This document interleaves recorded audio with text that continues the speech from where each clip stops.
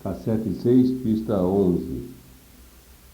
Querido amigo, aproximemo-nos da próxima Páscoa numa atitude de aspiração espiritual, procurando imitar o nosso grande guia, Cristo. Crucifiquemos nossa natureza inferior e que cada dia do novo ano possa ser uma sexta-feira santa. Possam todas as noites ser passadas em prisões purgatoriais, consolando os espíritos aí confinados como Cristo o fez. Possa cada alvorada ser uma Páscoa gloriosa, pela qual nos elevemos numa renovação de vida para maiores e melhores feitos. Cuidemos dos centavos e as cédulas maiores virão atrás deles, diz um prudente ditado mundano. Podemos parafraseá-lo e aplicá-lo à vida espiritual dizendo: cuidemos de empregar bem os nossos dias e os anos produzirão maiores tesouros. Carta número 66, maio de 1916. Exercícios diários para o cultivo da alma. Quando Cristo visitou Marta e Maria, a primeira estava muito mais preocupada com o seu conforto material do que com os assuntos espirituais que ele ensinava. Daí a repreensão que recebeu por ocupar-se com coisas sem importância, em vez da única coisa verdadeiramente necessária. Indubitavelmente, não devemos descuidar do cumprimento dos nossos deveres, das obrigações que nos são apresentadas na nossa vida diária.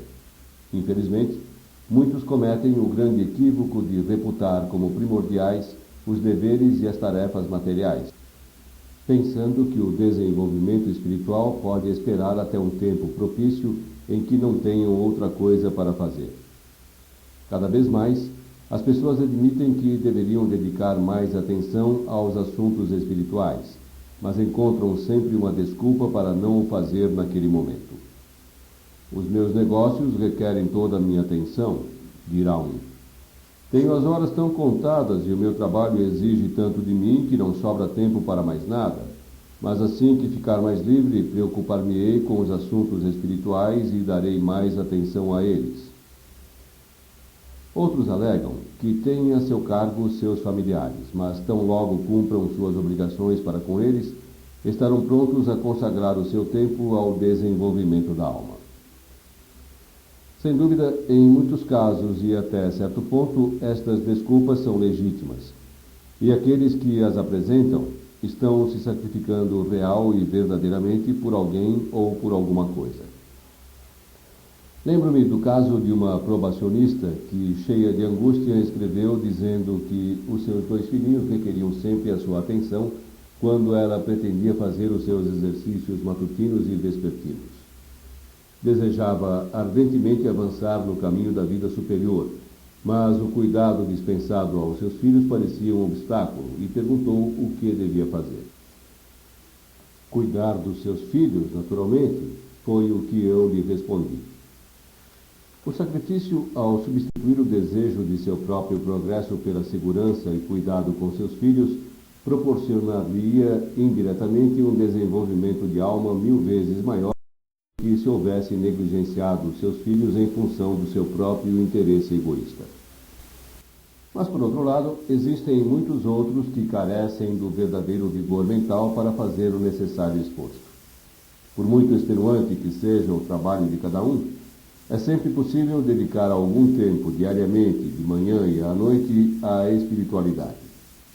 É uma prática extraordinariamente boa a de concentrar a nossa mente num ideal durante o tempo que despendemos no trânsito, no trajeto de casa ao trabalho e vice-versa.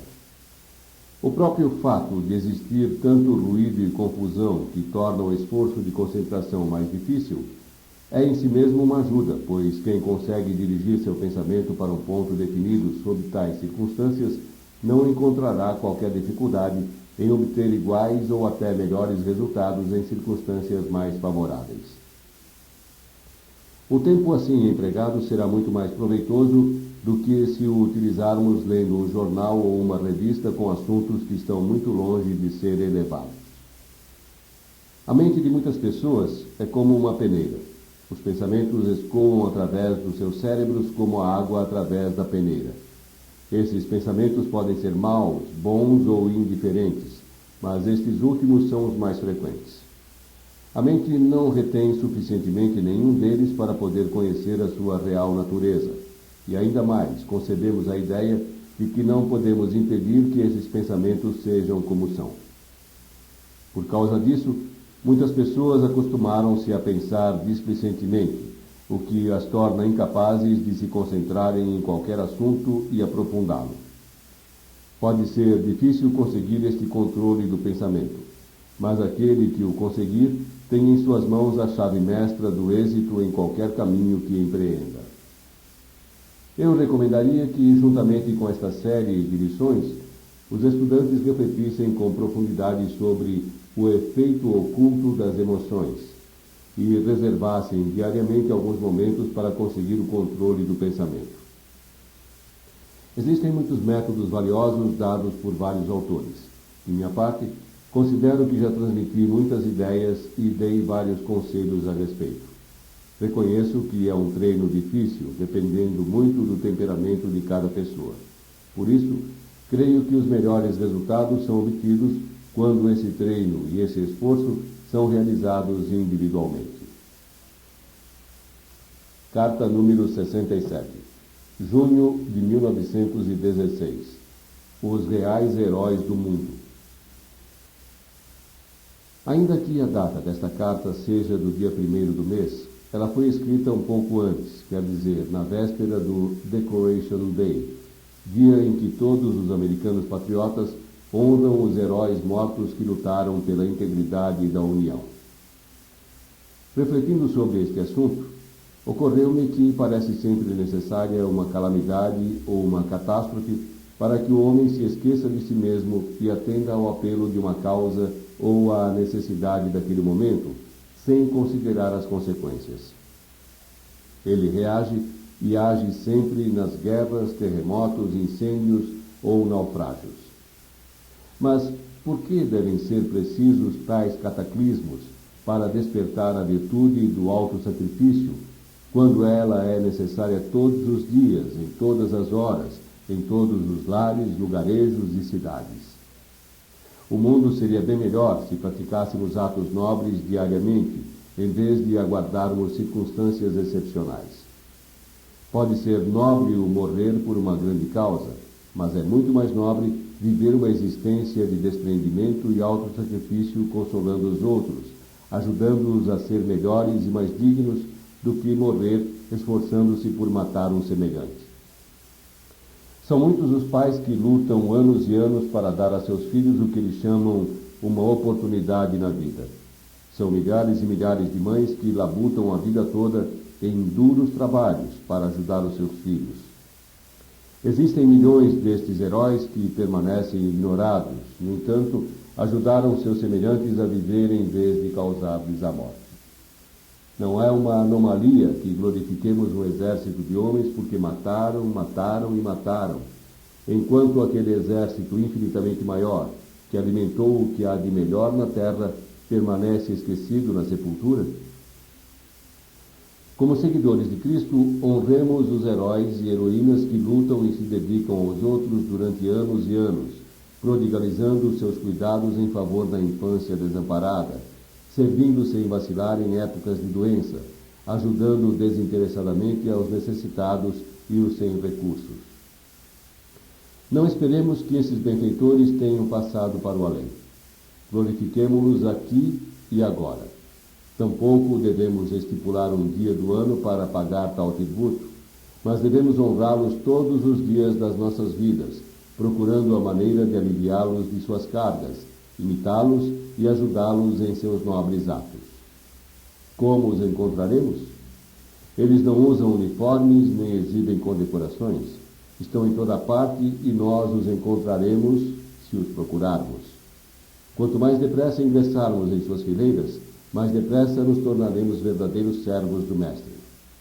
Tudo o que fizerdes ao menor de meus irmãos, a mim o fazeis. Carta número 68. Julho de 1916. O trabalho dos espíritos de raça.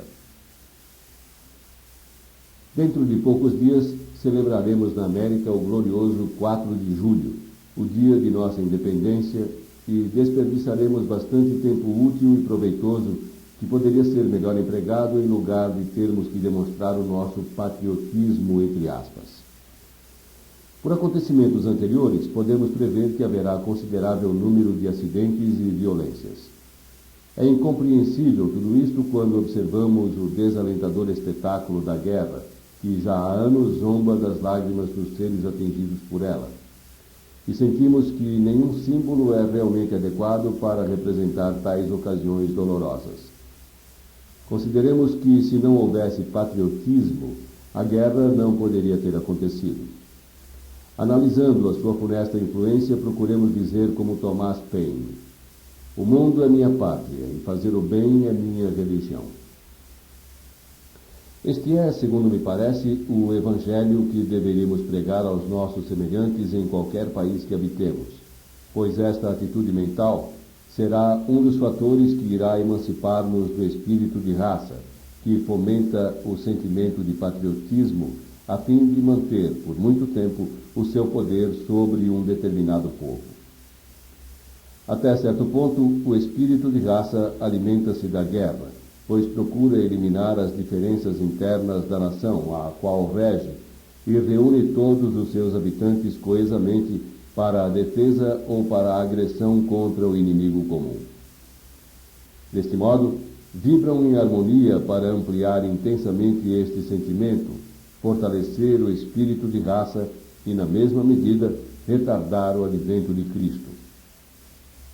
Enquanto o patriotismo, entre aspas, escravizar as nações, reforçando os espíritos de raça, a fraternidade universal não poderá ser instalada. Suplicamos aos estudantes da Fraternidade Rosa Cruz que se abstenham de participar de qualquer manifestação patriótica que tenha um caráter marcial.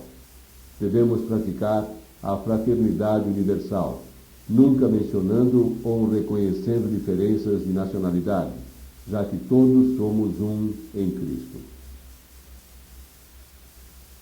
Carta número 69. Agosto de 1916. A luta da alma aspirante. De tempos em tempos chegam à sede mundial cartas desalentadoras de pessoas que se culpam e sentem a consciência pesada por não serem capazes de viver conforme os seus altos ideais, e acham que seria mais honesto abandonar a doutrina e viver como os que não fizeram qualquer profissão de fé. Afirmam que, enquanto leem, estudam ou ouvem as palavras cristãs que os exortam a amar os seus inimigos, a abençoá-los em lugar de maldizê-los, a rezar por aqueles que os usaram sem consideração, estão de alma e coração afins com estes sentimentos e dispostos a seguir esses preceitos. Mas, quando no mundo, perante tais situações e confrontos, não podem moldar-se ao mandamento bíblico e, sendo assim, consideram-se hipócritas. Se o homem fosse um todo homogêneo, se o espírito, a alma e o corpo fossem unos e indivisíveis, de certo tais pessoas seriam hipócritas. Mas espírito, alma e corpo não formam um todo único. E isto nós descobrimos com tristeza logo no primeiro dia em que pretendemos trilhar o caminho da vida superior. Nisto reside a equação e também a solução do problema. Em cada um de nós há duas naturezas distintas. Enquanto não temos aspirações, a natureza espiritual superior permanece adormecida. O eu pessoal mundano é o senhor absoluto de todas as nossas ações. A paz e a serenidade estão conosco. Mas, assim que a natureza espiritual desperta, começa a guerra. À medida que crescemos espiritualmente, intensifica-se a batalha, até que, com o correr do tempo, a personalidade sucumbe e alcançamos a paz que ultrapassa tudo o que se possa imaginar. Realmente, todos passamos pela situação da qual se queixam alguns estudantes, como aconteceu também com Paulo, Fausto e tantas outras almas aspirantes. É fácil querer, mas o bem que queremos fazer não o fazemos, e o mal que não queremos é o que fazemos. O autor já sentiu e sente, da forma mais aguda e em cada dia da sua vida, esta discrepância entre os ensinamentos e as suas ações. Uma parte do seu ser aspira, com um ardor de intensidade dolorosa, todas as coisas mais nobres e mais elevadas, enquanto uma forte personalidade, excessivamente difícil de dominar, é uma fonte de constante pesar para ele. Mas crê que, não pretendendo passar por santo, admitindo seus defeitos com toda a honestidade, confessando sua tristeza por isso e usando em todas as suas exortações a palavra nós, não engana quem quer que seja e não se considera um hipócrita. Tudo o que diz, primeiro aplica em si mesmo e, mesmo sem êxito, esforça-se por seguir os ensinamentos Vaza-Cruzes. Esperamos que este esclarecimento satisfaça cada um dos nossos estudantes que se sentem perturbados e que inspiraram esta carta. Além disso, que outra coisa podemos fazer se não seguir adiante? Uma vez que despertamos a natureza superior, não podemos silenciá-la permanentemente, pois sentiremos posterior arrependimento e a dor do remorso se todo esse esforço for abandonado. Muitas vezes já chamamos a atenção para a maneira como um marinheiro conduz o seu navio através da imensidão do mar, guiando-se por uma estrela. Nunca chegará a alcançá-la. Entretanto, conduz o seu barco com segurança através das intempéries e chega ao porto desejado. Analogamente, se os nossos ideais são tão elevados que nos parece impossível alcançá-los nesta vida, lembremo-nos que dispomos de tempo interminável e o que não pudermos realizar neste vida, consegui-lo-emos amanhã ou mais tarde. Sigamos o exemplo de Paulo e, por uma paciente perseverança no fazer o bem, continuemos perseguindo a glória espiritual e a imortalidade. Carta número 70. Setembro de 1916. Construindo para a vida futura. A fraternidade ensina que o renascimento é um fato na natureza. Cremos nesta doutrina porque explica muitas coisas que, de outra forma, não poderiam ser compreendidas. No entanto, gostaria de saber quantos estudantes se utilizam realmente desta verdade e fixam sua atenção sobre ela, modelando consciente e sistematicamente a construção do seu ambiente para vidas futuras. É verdade que, no segundo céu, dedicamos todo o nosso tempo formando um meio para a nossa vida futura, moldando a terra e o mar, provendo as condições da flora e da fauna, geralmente dando forma às coisas que nos darão um campo propício para a nossa próxima vida. Mas faremos tudo isso de acordo com a maneira como tenhamos vivido nesta presente existência.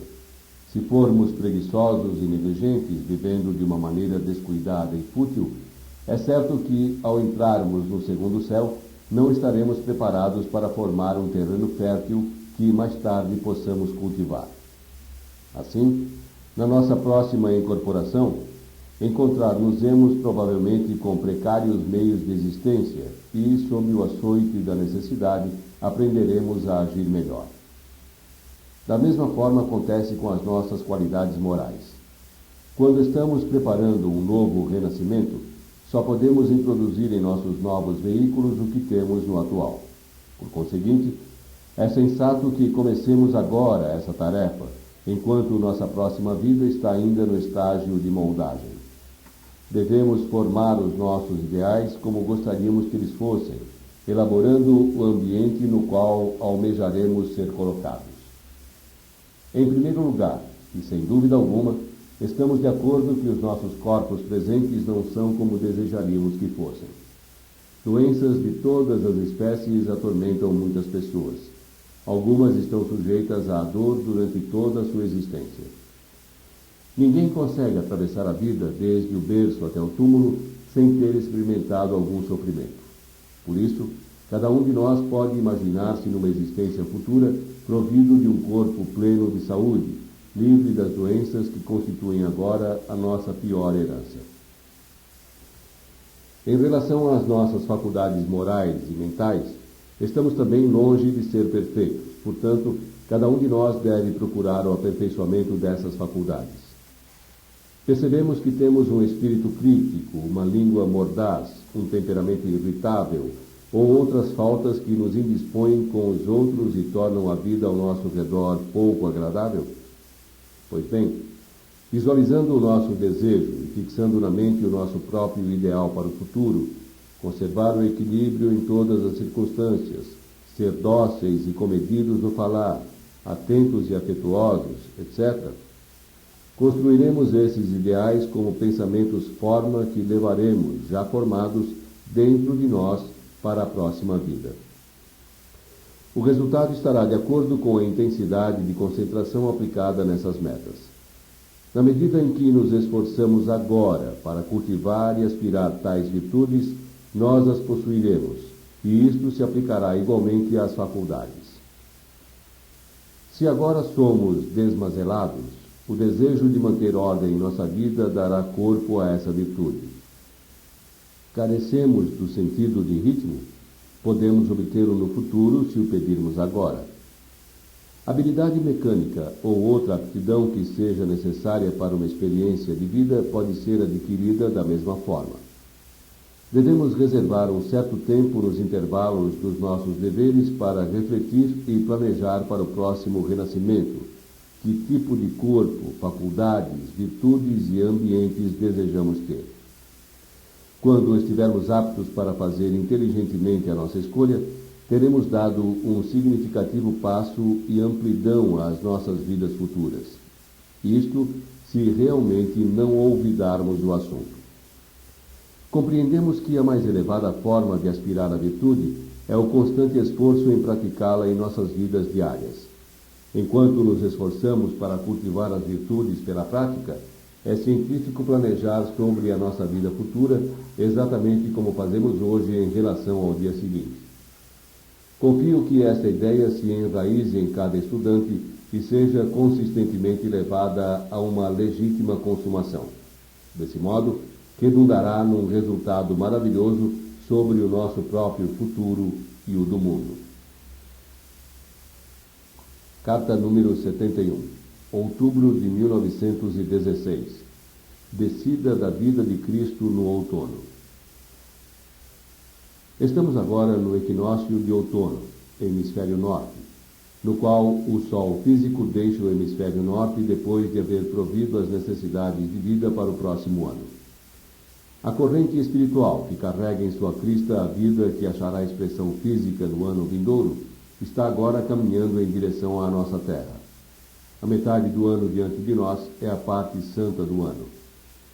Desde a festa da Imaculada Concepção até ao nascimento místico do Natal, enquanto esta onda está descendo para a terra, e desta data até a Páscoa, enquanto está dirigindo-se para fora, uma canção vibra de forma rítmica e harmoniosa, descrita na lenda do nascimento místico como Hosana, cantada por um coro de anjos, som que enche a atmosfera planetária e atua sobre nós, sobre todos nós, como um impulso à inspiração espiritual.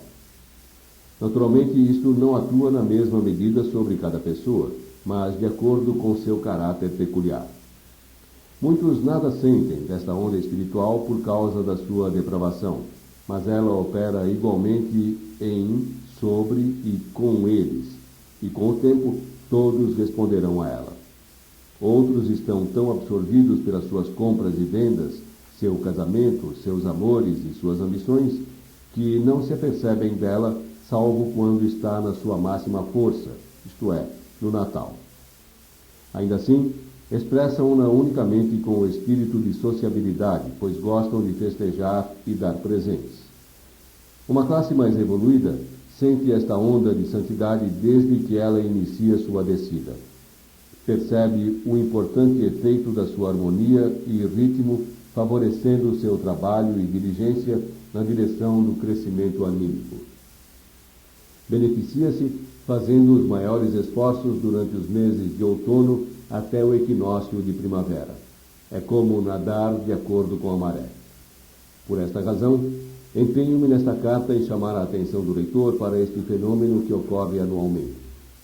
Esteja ou não consciente dele, as poderosas vibrações espirituais da onda de vida dadas por Cristo permanecem na atmosfera da Terra durante os meses de inverno e poderão ser usadas por nós com maior e redobrada vantagem por termos conhecimento delas do que se estivéssemos ignorantes desse fato. Façamos um inventário das faltas e erros que mais facilmente nos afligem, já que agora está começando a época mais favorável do ano para erradicá-los. Avaliemos também as virtudes que carecemos e sintamos a necessidade de cultivá-las, pois esta é a ocasião para fazer este trabalho com maior eficiência. Trabalhando sistemática e cuidadosamente nos meses do inverno, podemos avançar em passos largos para atingir nossas aspirações espirituais. Uma vez realizado conscientemente esse trabalho pessoal, olhemos à nossa volta para ver em nosso círculo de relações quem nos parece estar buscando a iluminação espiritual e interessado em conhecer nossos ensinamentos. Isto requer discernimento, pois não temos o direito de impor nossas ideias a quem não as quer ouvir, do mesmo modo que não podemos ficar tocando um tambor em suas casas durante 1 ou 2 horas por dia. Se percebemos que não pretendem ouvir o que lhes temos a dizer, é melhor deixá-los. No entanto, há muitos que, se soubessem, poderiam despertar com a vibração espiritual de Cristo nos meses de inverno, vibrações que não seriam obtidas no verão. Confio que possamos utilizar os próximos meses para obter, da forma mais proveitosa possível, maiores aquisições espirituais e desenvolvimento anímico. Carta número 72, novembro de 1916. A razão das provas que afligem o estudante ocultista. Às vezes recebemos cartas de estudantes lamentando que, desde que começaram os estudos superiores, procurando viver em consonância com eles, todos os seus assuntos parecem correr-lhes mal. Alguns enfrentam uma oposição em suas casas, outros sofrem em seus negócios e outros sentem sua saúde afetada. Alguns, segundo seu temperamento, estão prontos a desistir, e outros rangem os dentes na determinação de seguir o método de Paulo na paciente perseverança em fazer o bem, apesar das provas. Entretanto, todos são unânimes em perguntar o porquê desta sensível mudança em suas vidas. Cada um recebe a melhor ajuda que podemos oferecer para resolver os seus problemas individuais, mas, compreendendo que há muitos estudantes que têm sido postos à prova, parece-nos prudente explicar a razão desta situação. Em primeiro lugar, a alma aspirante deve considerar que os acontecimentos adversos ocorrem para seu bem, em conformidade com uma lei da natureza firmemente estabelecida, e com a qual Deus trata de ajudar a alma na sua busca superior. As provas são um sinal de progresso e uma causa de grande regozijo. Eis aqui como funciona a lei. Durante todas as nossas existências anteriores, atamos vínculos e contraímos dívidas sob a lei de causa e efeito. Estas dívidas aumentam à medida que continuamos vivendo existências egoístas, vidas ao acaso, e podemos comparar cada uma destas dívidas a uma gota de vinagre. Quando a crise chega, a lei da justiça requer que tomemos o nosso remédio. Podemos optar por tomá-lo em grandes doses e acabar depressa com ele, ou em pequenos sorvos, prolongando-o por numerosas existências. Esta escolha não é feita por palavras, mas por atos. Se empreendemos o trabalho de nosso próprio progresso com entusiasmo, se cortamos nossos vícios pela raiz e vivemos a vida que professamos, os grandes seres que conhecemos como os anjos do destino dão-nos uma dose maior de vinagre do que nos dariam se unicamente exaltássemos as belezas da vida superior. Agem assim para ajudar a libertar-nos da prisão engendrada por nós próprios, e não para prejudicar ou fazer-nos infelizes. Fim da pista 11, videocassete para a pista 12.